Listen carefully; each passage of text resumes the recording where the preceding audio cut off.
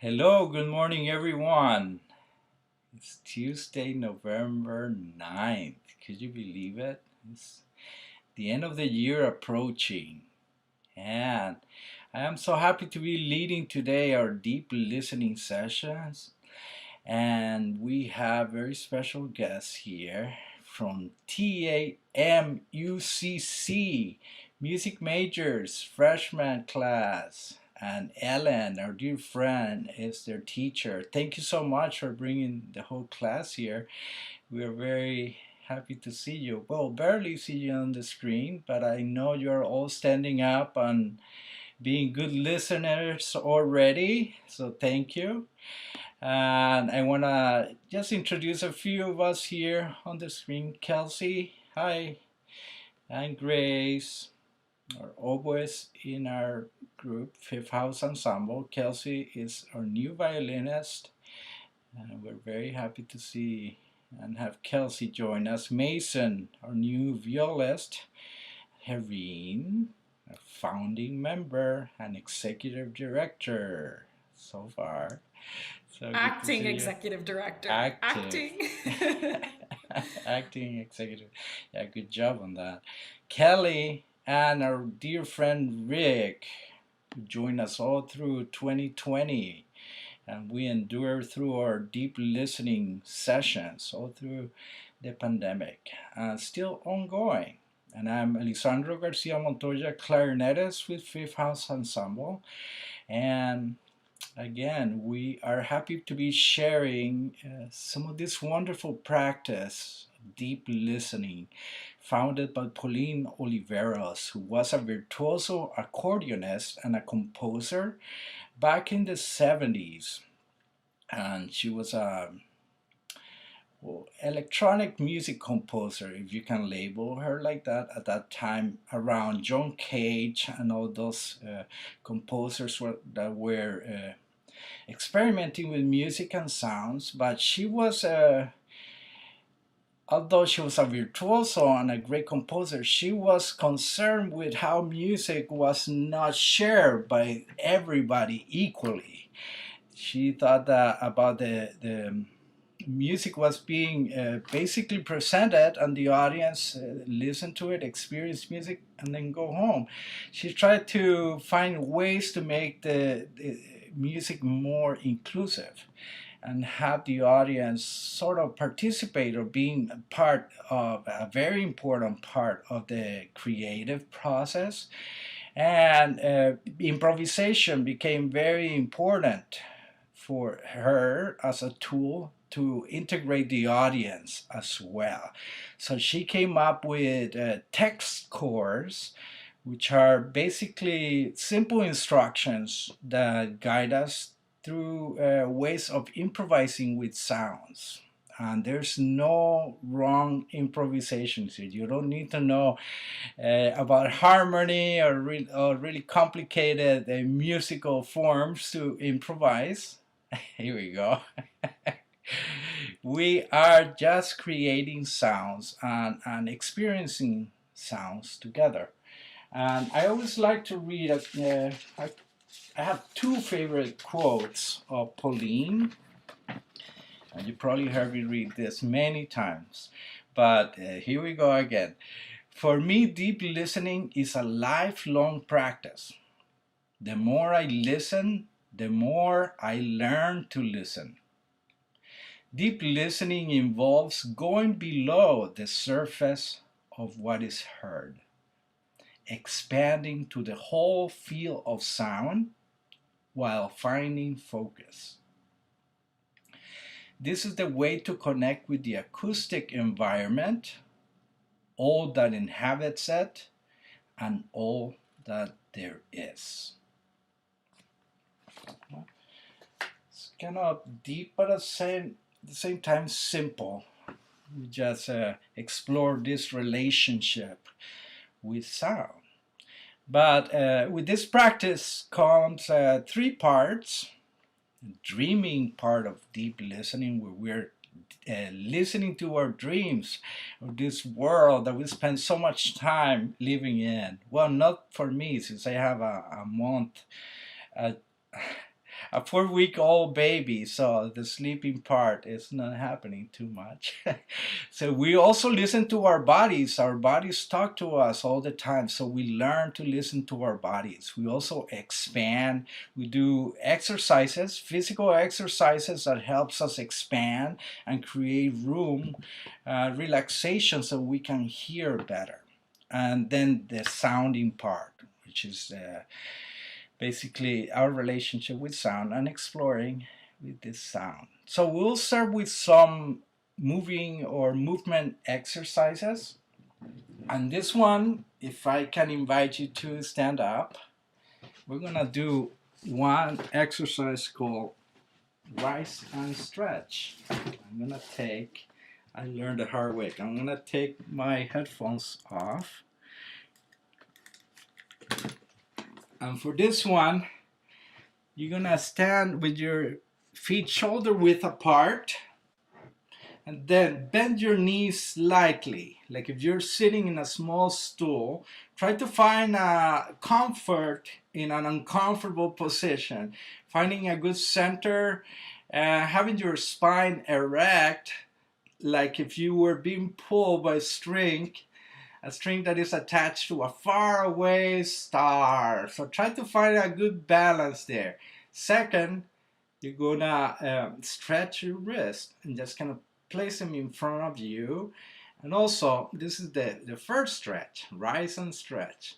And how we're gonna rise, take a deep breath in, start raising your palms of your hands, and have your hands lead the motion. Stretch up, stretch, stretch, stretch, stretch, stretch. As far as you can. Separate your hands and then bring them to the sides of your body as you exhale. So you're coming down to the original position. Start bending your knees again to the original position. Let's involve your breathing here. Breathe through your mouth, through your nose. When you stretch up, stretch, and exhale.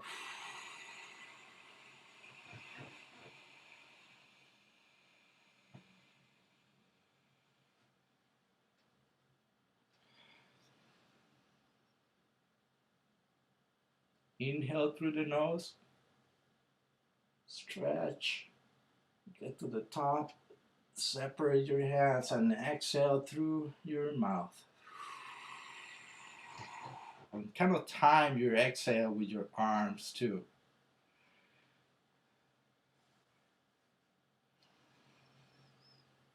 Breathe in.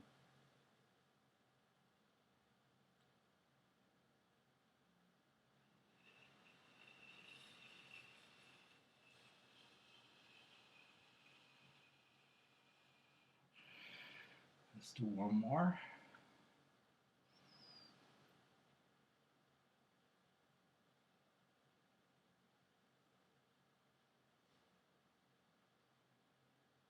Feel that energy all around you.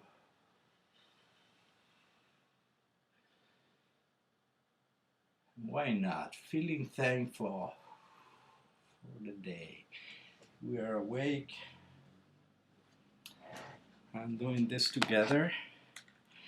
Now the next one we're gonna do is stretch your boundaries. This one is gonna be a simple stretch. Imagine you're immersed in a big bubble all around you. And every time you inhale or exhale, that bubble around you is going to change shape. Expanding or contracting. Now start stretching your arms up and around. Sensing the edges of the bubble. Stretch in all directions possible.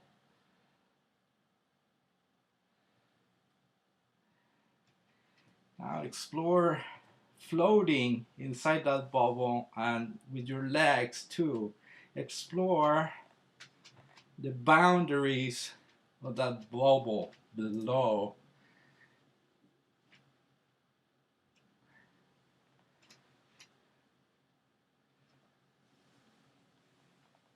Mix the movements freely, your limbs, your arms.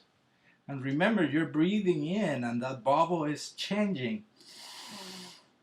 When you breathe in and then you try to expand. And this is sort of like an impulse dance. You're kind of following your impulse. You're floating inside that bubble. I don't see Karen, but she always takes it to the next level of stretching. So, well, Kelly too.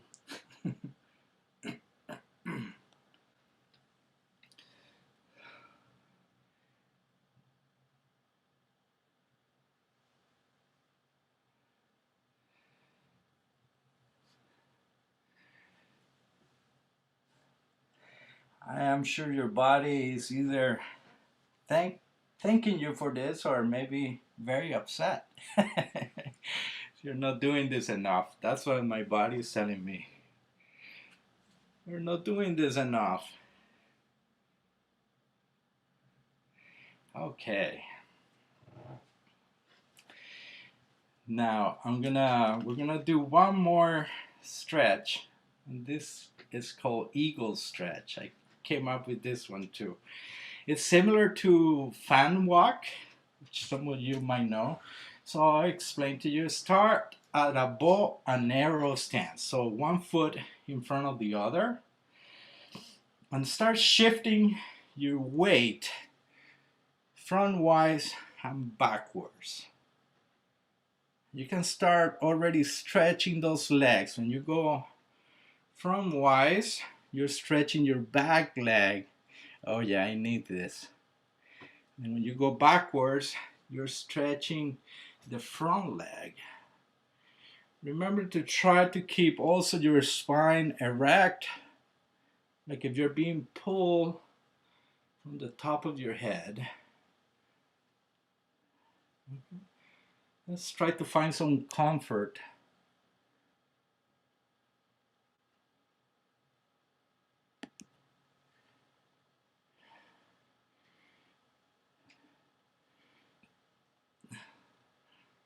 Let's try to find some, feel the gravitational pull as you're trying to find a good center for this motion. Now, yeah, hi Scarlett. Yeah, Herring is doing weight training there too with that dog. He's getting Scarlett bigger. got jealous. She was jumping up right below out of screen view, but I was like, fine, I'll just grab you. It'll probably be good for me. So now we're gonna, yeah, she's always fun to have around. We're gonna add your hand or arm motion. So when you go to the front, bring your hands together. When you retract, bring your arms back. And this is getting you a stretch in your back. You see the eagle wings. Also, make sure when you go frontwise, exhale. Almost imagine like if you are helping your lungs empty. Then inhale.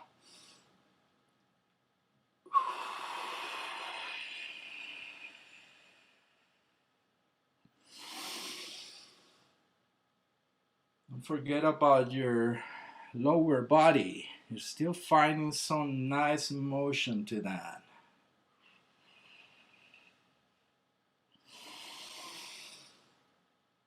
The inhaling and the exhaling is as much as important as the motion we're doing with your bodies. You're actually stretching your ribs, all your breathing apparatus as you're doing this.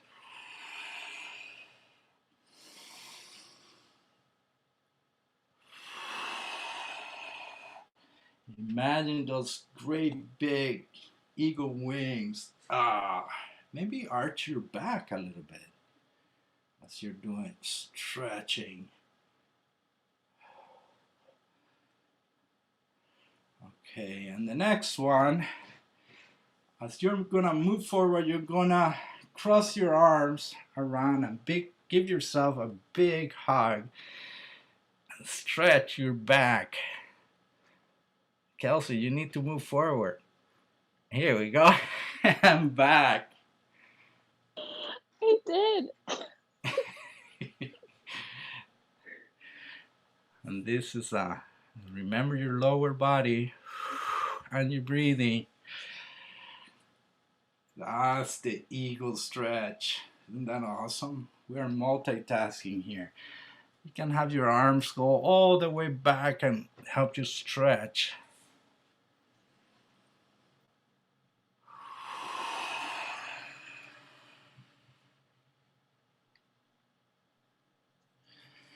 All right.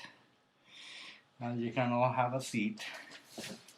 If we can do maybe a share back really quickly, like a minute or two, because we're running out of time already. But yeah, how do you feel right now?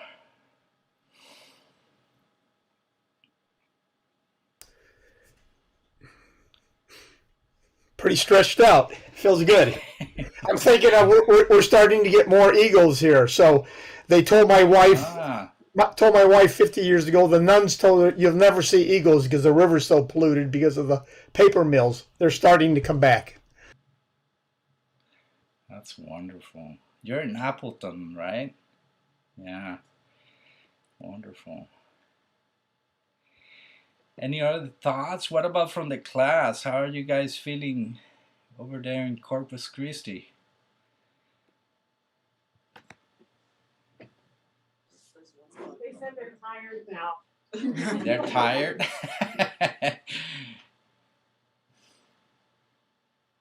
Well, I personally feel every time I finish these exercises, I even look on the screen and I see myself more centered, like my neck is longer. I look better after these exercises. And yeah, that's the idea. We stretch, we create room so that your ears, you can really make that connection with your listening, and you listen with your whole body, not just with your ears. Yeah, any other thoughts?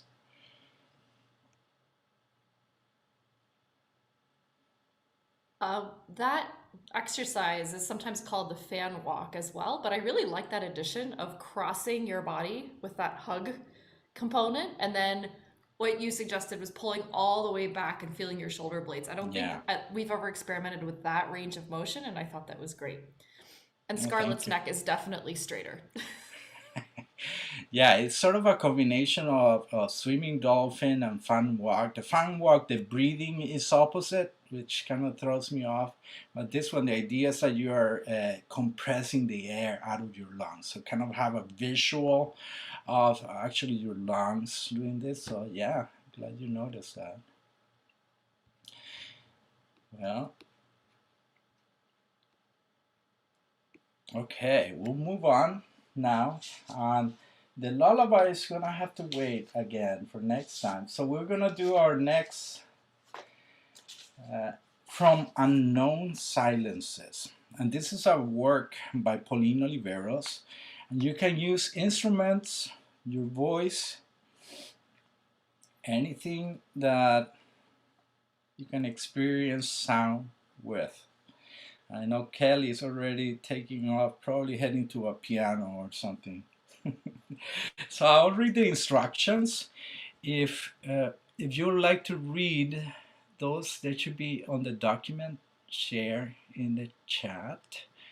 And this is Unknown Silences by Pauline Oliveros. For instrumentalists and vocalists, an invitation to make independent sounds, single sounds, no melodies. So sound means any type of sound, including pitches and non-pitch sounds, noise, to make an inclusive and very wide variety of sounds.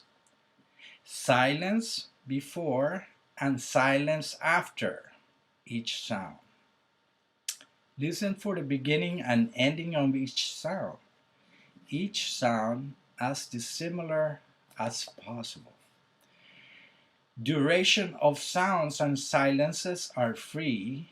Silences need as much variety in length as sounds. That's an important concept right there.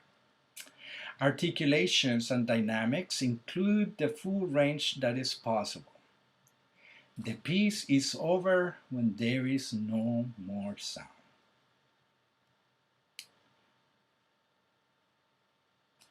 Let's give it a try for a few minutes.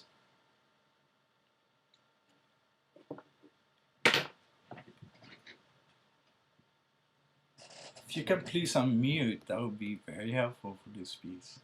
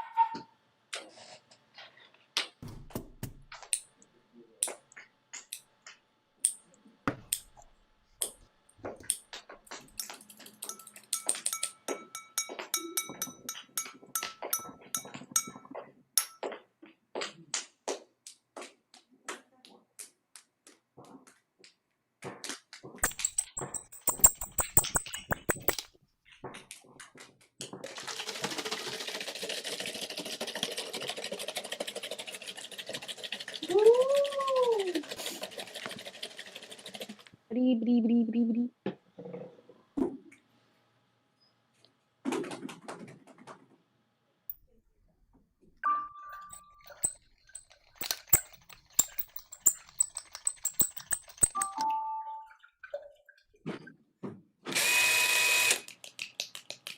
Oh.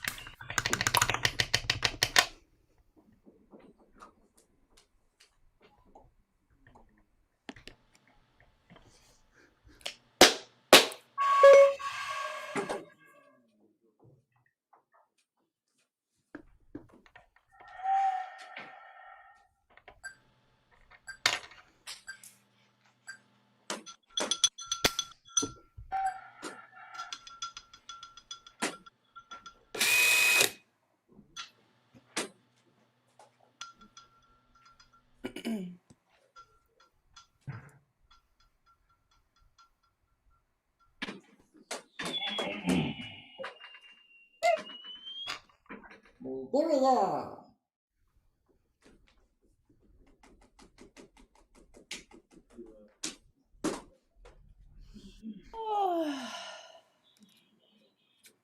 Ooh.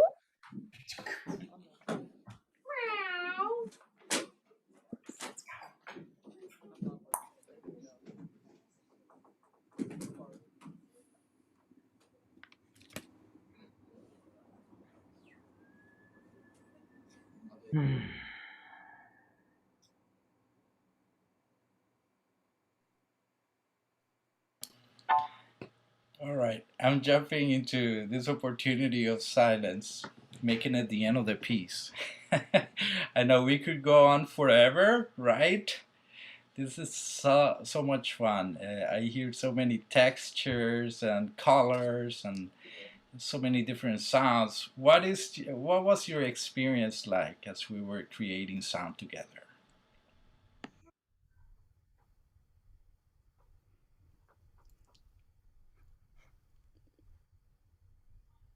One of my students said it felt like being in the mind of somebody with ADHD.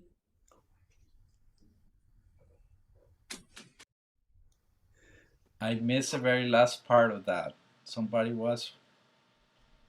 One of my students said it was like being in the mind of someone with attention deficit disorder. Yes, for sure. For sure. I think the idea of listening to the beginning of sounds and the end of sounds and the silence create that attention span that she talks about. Uh, yeah, but totally. I hear if you focus on the different sounds, you could totally feel that way, like a chaotic kind of mix of sounds. But I love how in this text course you also explore silence and those beginning of the sound and the end of sounds.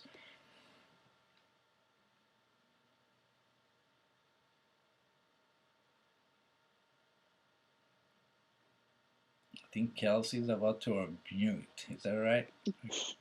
Yeah, it was just something I noticed, Marine, when you were about to clap and you were like not about to do it.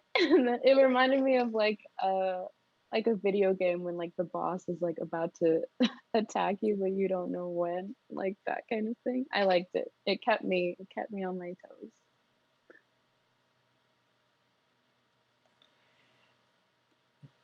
All right, our students have to take off. Good to have you. Have a good one. Any other closing thoughts before we sign off? Kelsey, as I was doing that, I heard something going on in Kelly's screen that I kind of felt like I was soundtracking what was happening. I don't know, there was some rustling, but it reminded me of like the idea of a balloon blowing up, and I felt like I was actually scoring that visually, and it was really spontaneous. So that's funny that we both shared a moment over that.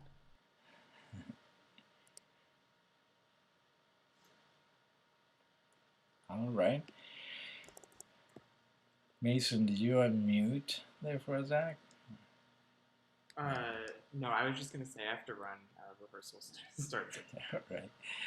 Thank you. Well, thank you for joining us. So have a good one, and thank you for joining us again. We'll be back on Thursday, and we'll make some more sounds. Take care. Have a good rest of the day. Bye.